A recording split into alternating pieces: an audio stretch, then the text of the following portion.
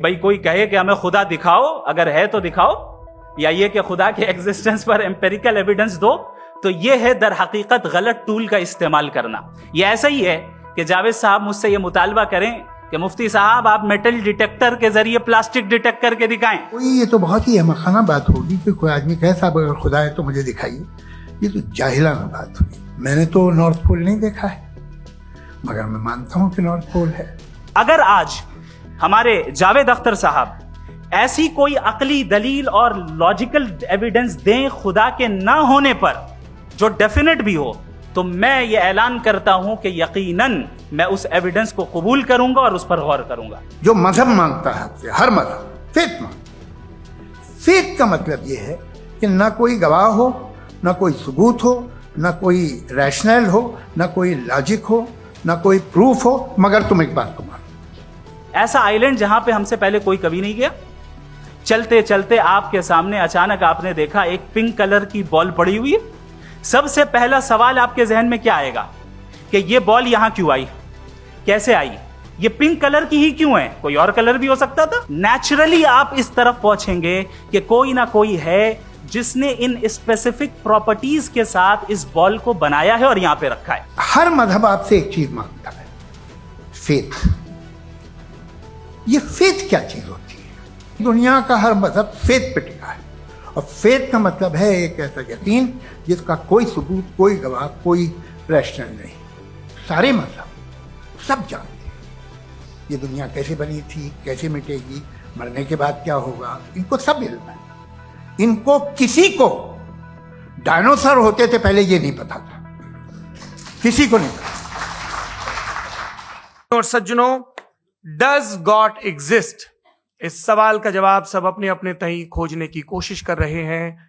कोई इसको god damn particle की खोज बताता है, कोई गॉड पार्टिकल की खोज बताता है, कोई हिग्स बोसान की खोज बताता है, कोई ये सवाल जवाब तलाशने की कोशिश करता है कि मास एग्जिस्टेंस में आखिर आया कैसे, हुआ क्या था, सृष्टि के पहले, समय के पहले क्या था। और कोई ये कहता है कि ये सारी खोजें जिस मस्तिष्क में हो रही हैं प्रकृति के क्रम में, वो कैसे विकसित हुआ।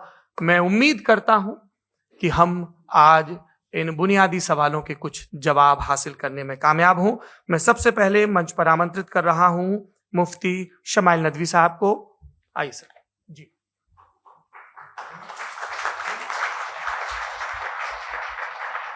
तमाम तारीफें उस क्रिएटर के लिए जिसने इस यूनिवर्स को एक मकसद के तहत पैदा किया है।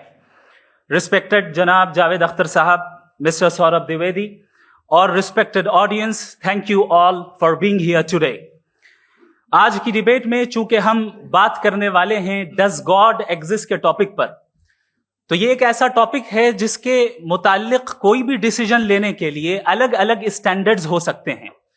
लिहाजा डिबेट के शुरू में यह जरूरी है कि हम ये जान लें कि आज के इस टॉपिक में कौन सा स्टैंडर्ड सही होगा और कौन सा गलत होगा। सबसे पहला स्टैंडर्ड जिसे मैं समझता हूं कि हमारे रिस्पेक्टेड जनाब जावेद अख्तर साहब बड़ी तेजी के साथ उसकी तरफ लपकेंगे, वो है साइंस। जबकि साइंस दर हकीकत खुदा के एग्जिस्टेंस को डायरेक्टली साबित करने या उसके एग्जिस्टेंस को डिनाई करने के लिए स्टैंडर्ड नहीं बन सकती। और उसकी वजह क्या है, ये मैं नहीं कह रहा, ये वो लोग कह रहे हैं जो साइंस के एक्सपर्ट्स हैं। नेशनल एकेडमी ऑफ साइंस कहती है science doesn't have the processes to prove और disprove the existence of God. Why? क्योंकि साइंस का ताल्लुक एम्पेरिकल एविडेंस से है, और एम्पेरिकल एविडेंसेस का ताल्लुक हमारे नेचुरल और फिजिकल वर्ल्ड से है, जबकि गॉड नॉन फिजिकल और सुपर नेचुरल रियलिटी है। लिहाजा नॉन फिजिकल रियलिटी को आप उस टूल के साथ नहीं चेक कर सकते जिसका काम फिजिकल रियलिटी को तलाश करना है। लिहाजा आज इस डिबेट में गॉड की एग्जिस्टेंस को साबित करने या उसे डिनाई करने में साइंटिफिक एविडेंस को एक्सेप्ट नहीं किया जाएगा। दूसरा स्टैंडर्ड हो सकता है रेविलेशन, कि रेविलेशन के जरिए हम यह साबित करें कि गॉड एग्जिस्ट करता है या नहीं। लेकिन यह स्टैंडर्ड भी आज इररेलेवेंट है। क्यों?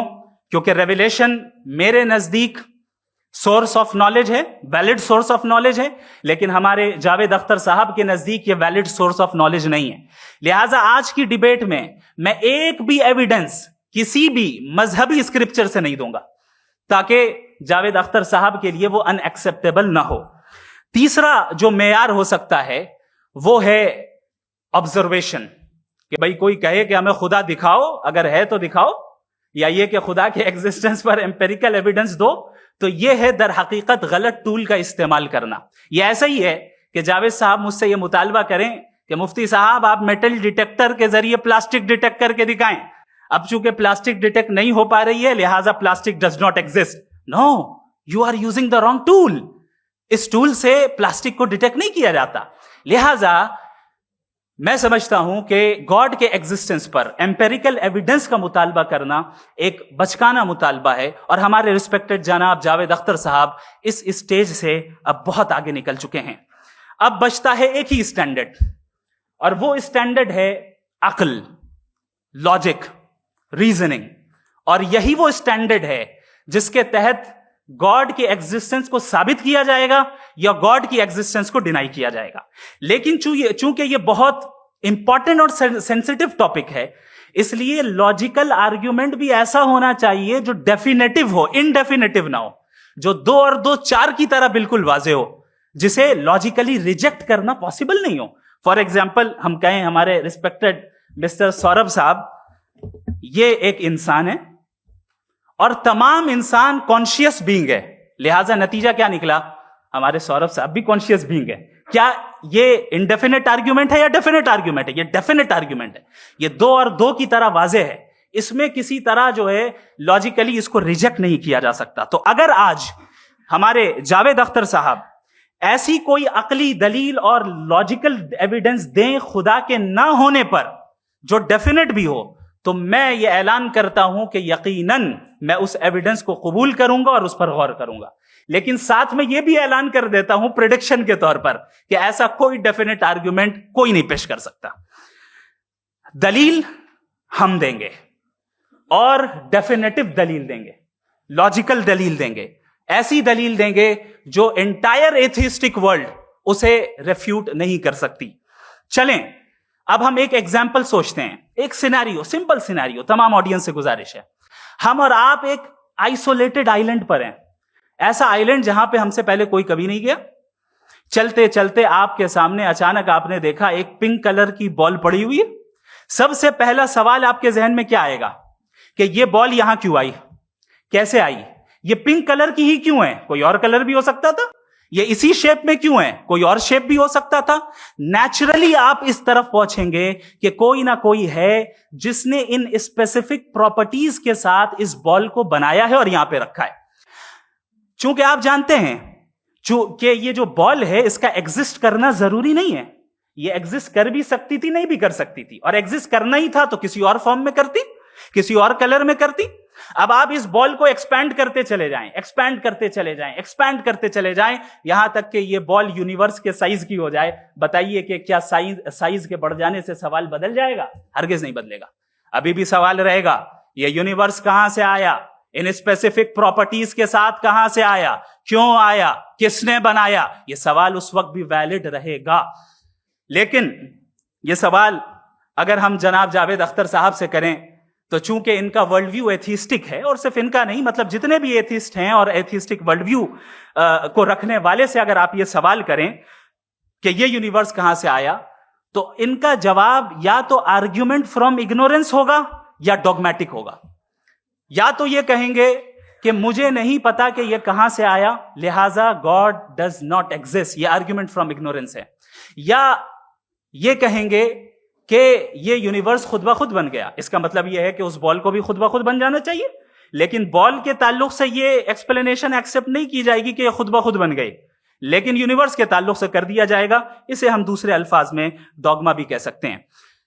दूसरी चीज, हमारे जावेद अख्तर साहब जरूर गॉड ऑफ गैप्स की मिसाल भी जरूर देंगे, और मिसाल देंगे कि पहले जमाने में बिजलियां कड़कती थी तो लोगों ने किसी एक खुदा की तरफ, और बारिश होती थी तो दूसरे खुदा की तरफ मंसूब कर दिया, उनके पास दलील नहीं थी। यह हमारा वर्ल्ड व्यू है ही नहीं, यह हमारा वर्ल्ड व्यू है ही नहीं, क्योंकि नेचुरल फेनोमेना के प्रोसेस की इंटरप्रिटेशन को जान लेने से यह कहां से साबित हो गया कि गॉड एग्जिस्ट नहीं करता है? इस पर मैं इंशाल्लाह अभी आगे बात करूंगा।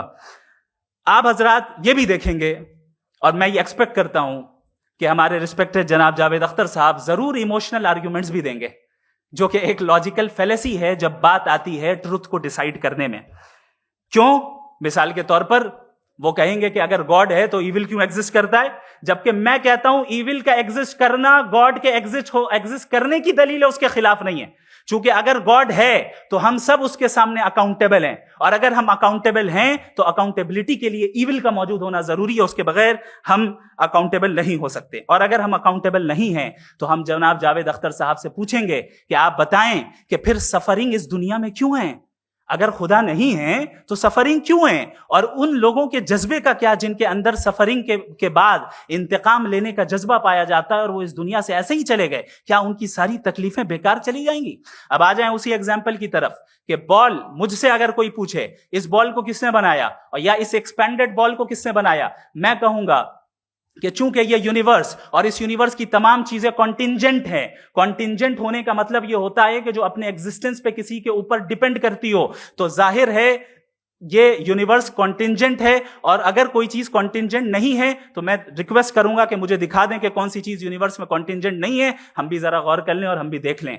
और जब कॉन्टिंजेंट चीजें मौजूद हैं तो फिलोसोफर्स की इस्तिलाह के मुताबिक, हम उस टर्मिनोलॉजी के मुताबिक हम उस जगह तक पहुंचते हैं और उस हस्ती तक पहुंचते हैं जिसे नेसेसरी बीइंग कहा जाता है, कि ये वो नेसेसरी बीइंग है जिसका मौजूद ना होना नामुमकिन हो। क्योंकि अगर ये मौजूद ना हो तो सारी चीजें एग्जिस्टेंस में आएंगी ही नहीं, और ये सारी कॉन्टिंजेंट चीजें उसी के ऊपर डिपेंड करती हैं। अब अगर आप ये सवाल करते हैं कि फिर उस हस्ती को किसने बनाया, फिर उसका कॉज क्या है, फिर उसका कॉज क्या है, फिर उसका कॉज क्या है, और एंडलेसली चले जाएं, इसे हम कहते हैं इन्फिनिट रिग्रेस ऑफ कॉजेस, जो कि लॉजिकल फेलेसी है।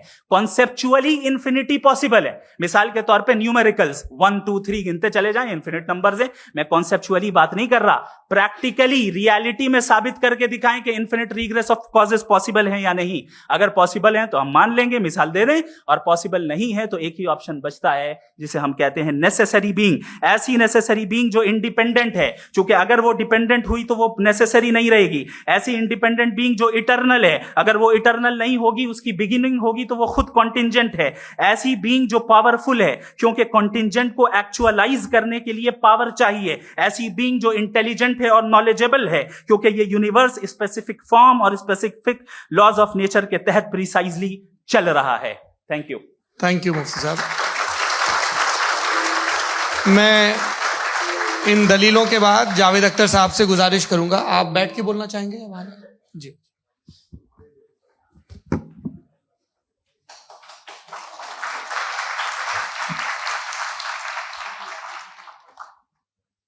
पहले तो मैं मुफ्ती साहब को एक अच्छी खबर देना चाहूँगा कि मेरी नॉलेज साइंस के बारे में बड़ी मामूली है, तो आप फिक्र ना करें उसकी, लेकिन कुछ कॉमन सेंस है मुझ में।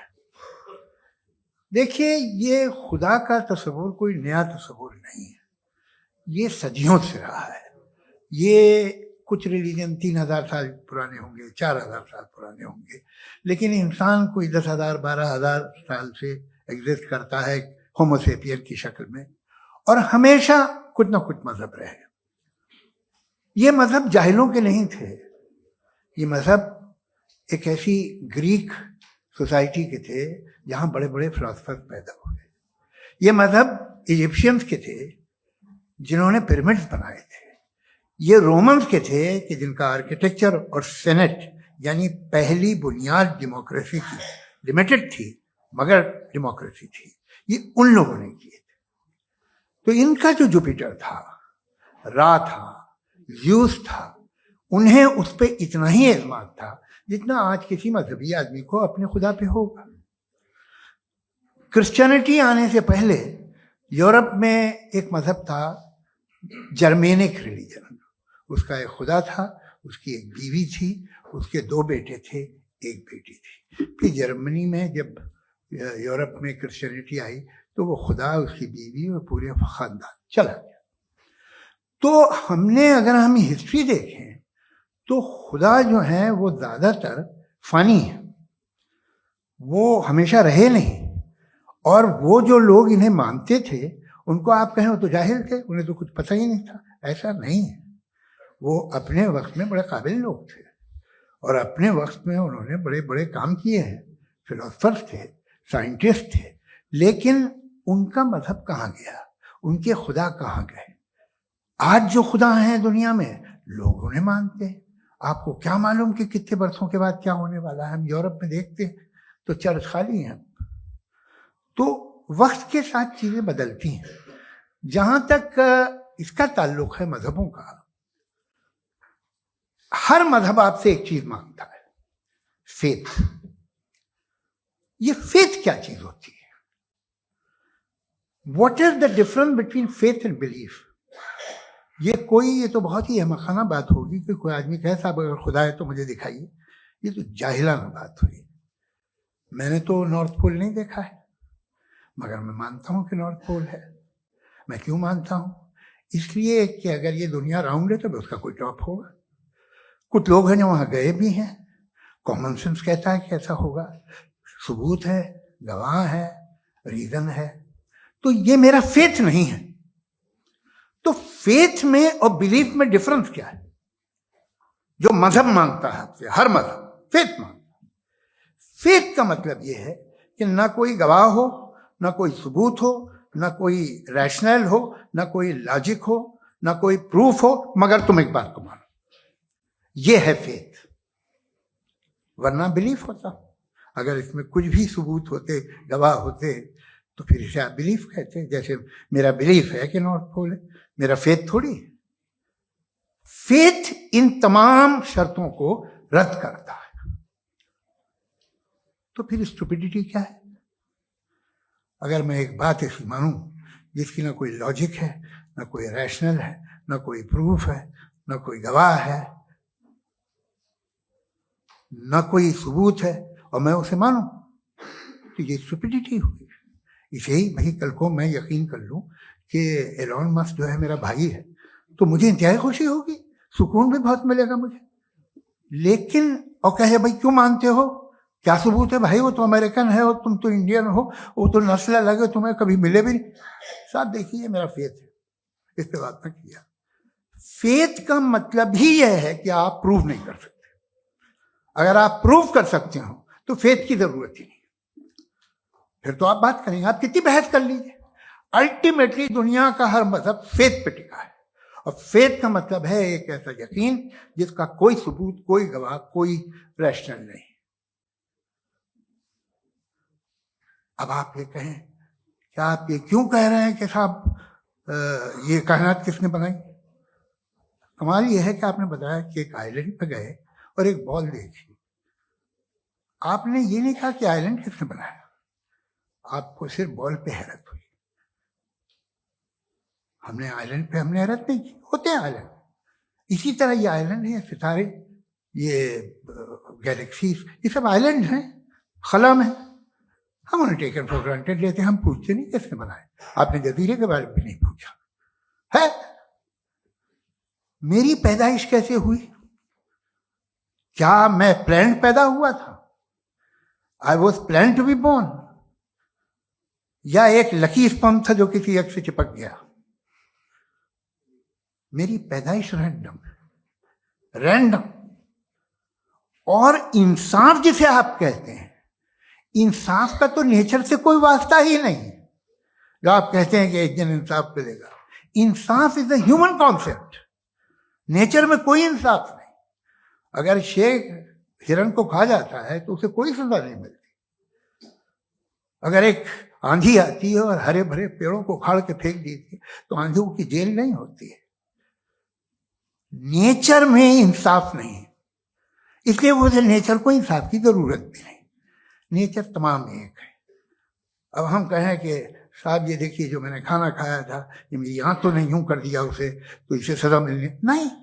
वो सिस्टम है, ऐसे ही चल रहा है। नेचर बगैर इंसाफ के है। इंसाफ इज अ ह्यूमन कॉन्सेप्ट। तो जो आपसे कहता है कि मैं तुम्हें इंसाफ दूंगा, वो इंसानी जहन की पैदावार है। ये नेचुरल है ही नहीं, ये आसमानी है ही नहीं। नेचर का तसव्वुर, इंसाफ का तसव्वुर भाई आप साथ मिलते हैं, अब आप लेफ्ट हैंड ड्राइव करते हैं, ये क्या है? तमाम सच, तमाम नेकी, तमाम शराफत लेफ्ट हैंड ड्राइव है। वरना क्या होगा, या तो आप क्रॉस कर देंगे, आपका एक्सीडेंट हो जाएगा, या आप किसी को मार देंगे, या ट्रैफिक जैम हो जाएगा। झूठ, बेईमानी, रिश्वतखोरी, ये तमाम जो है driving on the wrong side, इसके ऊपर कुछ नहीं। ये तो हमने बनाया, जैसे हमने लेफ्ट हैंड ड्राइव बनाई है। ये कॉन्सेप्ट ऑफ इंसाफ जो है ये हमारा है, इसका नेचर से कोई वास्ता नहीं। शेर खा जाता है हिरन को, उसे जेल होती है क्या? कुछ भी नहीं, है ही नहीं। तो ये जो दुनिया के रिलीजन प्रॉमिस करते हैं आपसे इंसाफ, इसी से मालूम होता है कि ये मैनमेड है। ये तसव्वुर कहीं और का है ही नहीं। जो नेचर है, कुछ लोग कहते हैं नेचर ही खुदा है, तो नेचर में तो इंसाफ नहीं कहीं।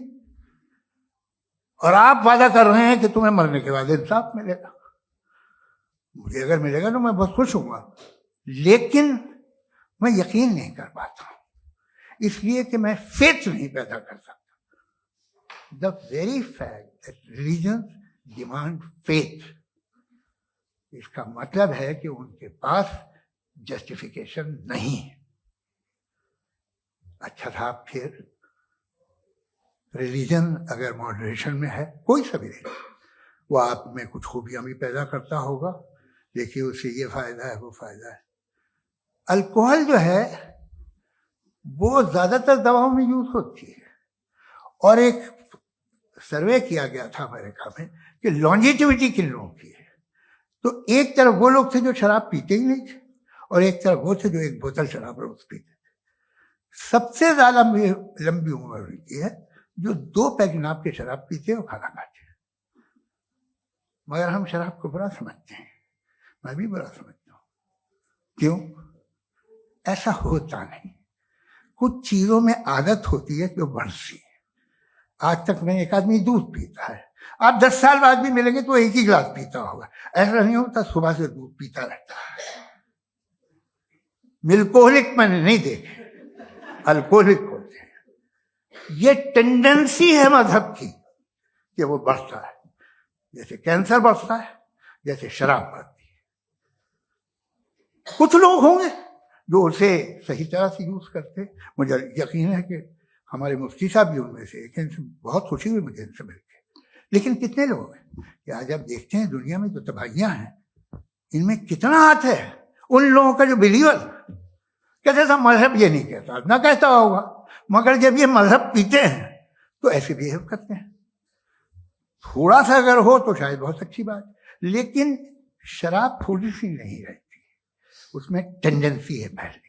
थोड़ा सा अगर 2-3 कैंसर के सेल हो ना बॉडी में तो आदमी स्लिम रहेगा, लेकिन वो 2-3 सेल नहीं रहते, वो मल्टीप्लाई होते हैं।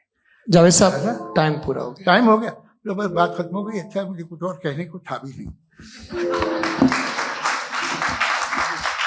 जी, मैं पहले जवाबी दौर के लिए इनवाइट कर रहा हूं मुफ्ती साहब को। Your rebuttal round 1, you have 7 minutes।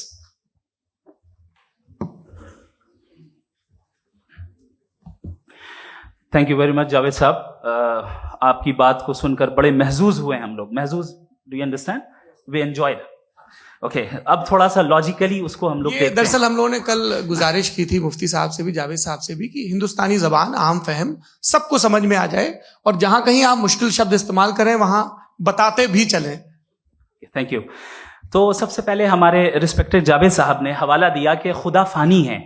कितने मजहब आगे चले गए, किसी ने जुपिटर को खुदा माना, किसी ने किसी को माना। मैं कहता हूं जिसने कॉन्टिंजेंट चीज को खुदा माना, गलत माना, वो खुदा ही नहीं, वो खुदा ही नहीं है।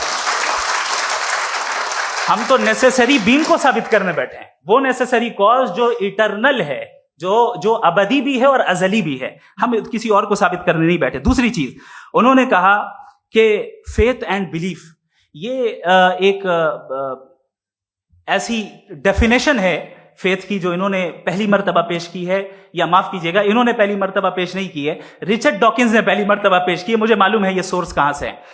एपिस्टेमोलॉजिकली फेथ और बिलीफ का फर्क आप इस तरह नहीं कर सकते सर। फेथ सही भी होता है, गलत भी होता है, बिलीफ सही भी होता है, गलत भी होता है। जो लॉजिक, रीजन और एविडेंस से बैक्ड होगा वो फेथ सही होगा। और आप जिस फेथ की बात कर रहे हैं कि इलॉजिकल है और उसके पीछे नहीं है, तो we are on the same page. हम नहीं मानते उस फेथ को। जो फेथ ऐसा हो जिसके पीछे कोई लॉजिक ना हो, एविडेंस ना हो, हम नहीं मानते। हम तो उस फेथ के कायल हैं जिसके पीछे लॉजिक हो और एविडेंस हो। तो बिलीफ सही भी होता है, गलत भी होता है, फेथ भी सही होता है और गलत भी होता है। तो आज फेथ और बिलीफ के डिफरेंस पे बात नहीं हो रही। आज आप चाहे फेथ एक्सेप्ट कर लें या बिलीफ एक्सेप्ट कर लें, आज ये बात होगी कि ट्रूथ क्या है। चाहे ट्रू बिलीफ सही है या ट्रू फेथ सही है, और फॉल्स फेथ क्या है और फॉल्स बिलीफ क्या है, बात इस पे हो रही। दूसरी चीज इन्होंने पूछा, स्टुपिडिटी फिर क्या है? अगर फेथ रिलीजन स्टुपिडिटी नहीं है तो और क्या है? चूंकि फेथ का मुतालबा करते हैं तो स्टुपिडिटी क्या है? मैं कहता हूं स्टुपिडिटी एथिज्म है। उसकी वजह यह है कि आप एक सड़क पे जा रहे हो और आप किसी गार्डन में जाएं और देखें वहां लिखा है फूलों के साथ, I love Javed Akhtar and I really do, I love you sir. So जब आप वहां पर पहुंचे तो वहां पहुंचकर अब ये बताएं, क्या आप ये कहेंगे wow what a natural selection? ये क्या नेचुरल सिलेक्शन है? नहीं, ये प्रिसाइजली डिजाइंड है, इसके पीछे डिजाइनर है। लिहाजा अगर कोई एक ऐसी कॉमन सेंस की बात को कबूल नहीं कर रहा है कि यूनिवर्स जो इतने प्रिसाइजली काम कर रहा है, हम कह दें कि खुद ब खुद बन गई, मैं समझता हूं इससे बड़ी स्टुपिडिटी और कुछ नहीं है। ये इर्रेशनल चीज है। फिर हमारे सर ने कहा कि आपने बॉल पे फोकस किया, आइलैंड पे फोकस नहीं किया। अरे आइलैंड को किसने बनाया, यही समझाने के लिए तो बॉल की मिसाल दे रहा हूं। और बॉल भी कॉन्टिंजेंट है, आइलैंड भी कॉन्टिंजेंट है, दोनों नेसेसरी बीइंग का मुतालबा करते हैं। आगे इन्होंने कहा कि नेचर में कोई इंसाफ नहीं है। हम डिसाइड करते हैं कि मोरालिटी क्या होती है, इंसाफ क्या होता है। हम डिसाइड करते हैं, जैसे ड्राइविंग सीट में ट्रैफिक वाला, ये तो किसी खुदा ने नहीं कहा, ये है, इसे कहते हैं फॉल्स इक्विवेलेंस। ये एक लॉजिकल फेलेसी है। आपने जो है मिसाल दी ड्राइविंग की और ट्रैफिक की, ये सब्जेक्टिव मोरालिटी है। आप सब्जेक्टिव मोरालिटी को मिसाल बनाकर ऑब्जेक्टिव मोरालिटी के ऊपर नहीं थोप सकते। इंसाफ की ऑब्जेक्टिव मोरालिटी है। अगर आप ये कहते हैं कि नेचर में इंसाफ नहीं है, तो इंसाफ का न होना ये नेचुरल हुआ, तो फिर नेचर को नेचर रहने दे। क्यों हम इतना स्ट्राइव कर रहे हैं दुनिया में इंसाफ लाने के लिए? ये तो इलॉजिकल बात है, इर्रेशनल बात है। इसलिए बहुत सी चीजें ऐसी हैं जो ऑब्जेक्टिवली जो है इविल या गुड हैं, और बहुत सी चीजें ऐसी हैं जो सब्जेक्टिवली हैं। सब्जेक्टिवली जो मोरल होता है या इमोरल होता है, उसको हम सोशल कंसेंसस से या पर्सनल प्रेफरेंस से डिसाइड करते हैं। लेकिन जो ऑब्जेक्टिव मोरालिटी है, जिसमें इंसाफ आया, जो इन्होंने बार बार रिपीट किया, ये ऑब्जेक्टिव है, सब्जेक्टिव नहीं है। अगर आप कहते हैं ये सब्जेक्टिव है, तो मेरा सवाल आपसे यह है, क्या सोशल कंसेंसस के जरिए अगर जुल्म को सही करार दे दिया जाएगा तो आप जुल्म को जस्टिफाई करेंगे? दूसरी चीज इन्होंने यह कहा कि 2 पैक शराब पी लें तो वो उतने पे नहीं रहता, बढ़ जाता है। यही मामला मजहब के साथ है। 2 पैक आप पी लें, बढ़ेगा। तो ये एक ऐसी मिसाल है, इसको कहीं भी फिट कर लें कि आप एथिज्म पे जब फिट करें, जब आप 2 पैक एथिज्म का लेंगे ना, तो वो बढ़ बढ़ के नॉर्थ कोरिया बनेगा। Thank you.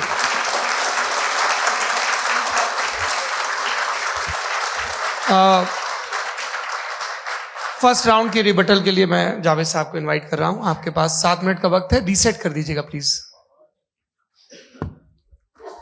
मुझे इस बात की खुशी है कि मुफ्ती साहब ने भी मान लिया कि नेचर में कोई इंसाफ नहीं है। तो कोई भी चीज़ जो इंसान ने नहीं बनाई है उसमें इंसाफ नहीं होता है। एक बात मैं आपसे अर्ज करूं, जरा पता लगा लीजिएगा, ये जो आप बाग में जाते हैं बेहद खूबसूरत फूल देखते हैं ना, इनमें से कोई नेचुरल नहीं है। ये सारे फूल क्रॉस करके बनाए गए हैं। जो जंगल में फूल होते हैं निहायत मामूली होते हैं। ये फूल इंसानों ने बनाए हैं। जो आप बाग में देख के वाह वाह कहते हैं, ये इंसानों के बनाए हुए हैं। डिफरेंट फूलों को क्रॉस करके, डेवलप करके, फिर क्रॉस करके इस तरह से बनाए गए। नेचुरल फ्लावर नहीं। किसी जंगल वीरान में जाके आप गुलाब के फूल नहीं देखेंगे। ये सब बनाए हुए इंसान ने, बहुत से काम इंसान ने किए हैं। बाकी है कि आपने मेरी एक बात का जवाब नहीं दिया, जिससे मुझे शिकायत है कि फेथ क्या है और आप फेथ मांगते क्यों हैं मुझसे? आप तो लॉजिकल हैं, आपके पास तो सारे रैशनल हैं, आपके पास सारे सबूत हैं, तो आपको फेथ की डिमांड क्यों करते हैं कि भाई तुम सरेंडर कर दो और सवाल मत करो? कोई मजहब सारे सवाल करने की इजाजत नहीं देता है और मना करता है कि ज्यादा सवाल ना करो, बह जाओगे तुम। आप क्यों रोकते हैं? हकीकत ये है कि इंसानी तारीख क्या है। इंसानी तारीख ये है कि दुनिया में दो तरह के लोग हुए हैं। एक वो जिन्होंने अपनी लाइल्मी की परस्तिश की है, दूसरे वो जिन्होंने अपनी इग्नोरेंस या लाइल्मी से झगड़ा किया है और मालूम किया है कि क्या है। ये जो आप कह रहे हैं, आज आप हैरान हैं कि भाई ये यूनिवर्स कैसे बनी। लोग हैरान थे कि सूरज डूबता है तो इधर से कैसे निकलता है। और आप एक कदम जाके हमेशा का मानने को तैयार है, एक कदम पीछे ही मान जाइए। भाई आप इसके बाद जाते हो, कहते सवाल ना करना कि ये कहां से आया, ये पावर तो हमेशा से हमेशा रहेगी। तो आप यूनिवर्स के बारे में मानने में क्या तकलीफ है? एक कदम पहले रुक जाइए। ये हमेशा से थी या नहीं थी हमें मालूम नहीं है। और ये कहना कि हमें मालूम नहीं है, कमाल ये है कि दुनिया के सारे मजहब सब जानते हैं ये दुनिया कैसे बनी थी, कैसे मिटेगी, मरने के बाद क्या होगा, इनको सब इल्म है। इनको किसी को डायनासोर होते थे पहले ये नहीं पता था, किसी को नहीं पता। किसी भी दुनिया की मजहबी किताब में डायनासोर का जिक्र नहीं है। लेकिन बाकी सब बातें, how to make universe in 4 easy lessons and बाकी सब पता है। जिसको सब पता है वो गड़बड़ है।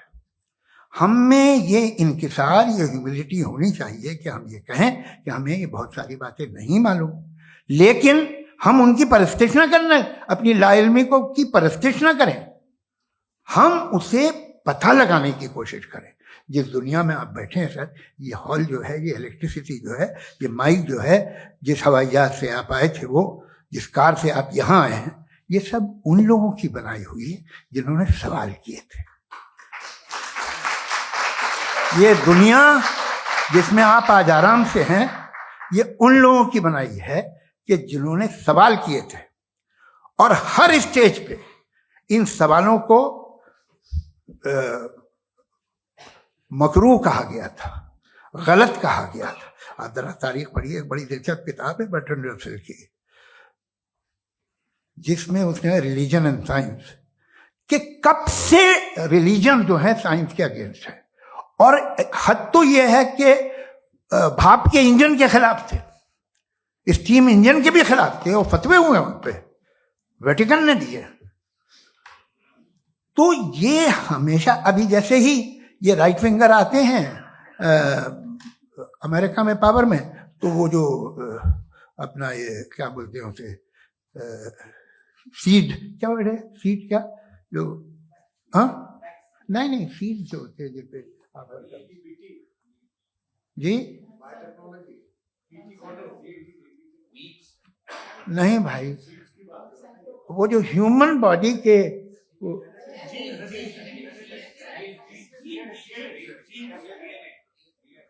उस पर रिसर्च बंद हो जाती है, रिपब्लिकन नहीं करने देते। अरे भाई इतना डर क्या है तुम्हें? एक जमाने में बहुत नाराज थे ये सारे मजहबी लोग कि ये इंसान तो इंसान बनाने की कोशिश कर रहा है। आपको क्या तकलीफ भाई, बना ले तो बना लेने दो, ये खौफ क्या है? और ये सब आज जो आप कह रहे हैं नामुमकिन है, ये कैसे हुआ? मुझे एक किस्सा याद आता है। जब मैं 6ठी क्लास में था तो मैं मैथमेटिक्स में बहुत वीक था, तो एक टीचर रख दिया गया, उसने 1 2 3 4 5 6 7 तो सिखा दिया मुझे। वो दिन मैं भूल नहीं सकता हूँ मुफ्ती साहब, जिस दिन उसने ये बताया कि 1/2 क्या होता है और 3/4 क्या होता है। मुझे ऐसा लगा कि मेरा सर बीच से फट जाएगा। यह आदमी कह रहा है कि जो दीवार के अंदर जाओ वॉक करते हुए। आज हंसता हूं मैं इस बात पे। तो आज जो बातें आपके जहन से बिल्कुल परे है और आप हैरान होते हो उन्हें देख के, एक वक्त आएगा कि मामूली लगेंगे। और हुआ है, आपकी इंसानी तारीख ही है। इतनी जल्दी सारे फैसले आप मत कर लीजिए, थोड़ा ये ह्यूमिलिटी रखिए कि भाई ये हमें नहीं मालूम। ये कहने में क्या आ रहा है? ये यूनिवर्स कहाँ तक फैली, ये कब से है और कब तक रहेगी, हमें नहीं मालूम। आपने फैसला कर लिया कब बनी। ये आपके हिसाब से कोई 14 बिलियन ईयर बनी जो समझा जाता है। उससे पहले हजारों करोड़ों अरबों साल तक खुदा बैठा क्या कर रहा था? खामोश बैठा था, ऐसे ही जमाइयां ले रहा था। फिर उसे आइडिया है, यार एक काम करते, वक्त अच्छा गुजर जाएगा, यूनिवर्स बनाते। सोचिए, वो तो हमेशा से है ना, मगर यूनिवर्स हमेशा से नहीं है। ये तो बनाई गई है। और उससे पहले क्या था, इनका क्या काम था? कैसी बात है, ये बड़ा आसान है। जो बात हमें आज धीरे धीरे पता चली है, बरसों 2000 और 2500 साल पहले आपको किसी ने बता दिया कि क्या था, आप मान गए, और तब से वही मान रहे हैं जो 2500 साल पहले कहा गया था। सब कुछ बदल गया है, सॉल्व हो रही है चीजें। अभी साइंस बिल्कुल दावा नहीं करती, या कोई फिलोसफर ये दावा नहीं करता कि हमें सब मालूम, बल्कि वो कहता है कि हमें जितना मालूम होता है उससे ये मालूम होता है कि हमें कितना कम मालूम। तो हम अपनी जहालत से लड़े, उसकी परस्तिश न करें। जी, time. Thank you so much.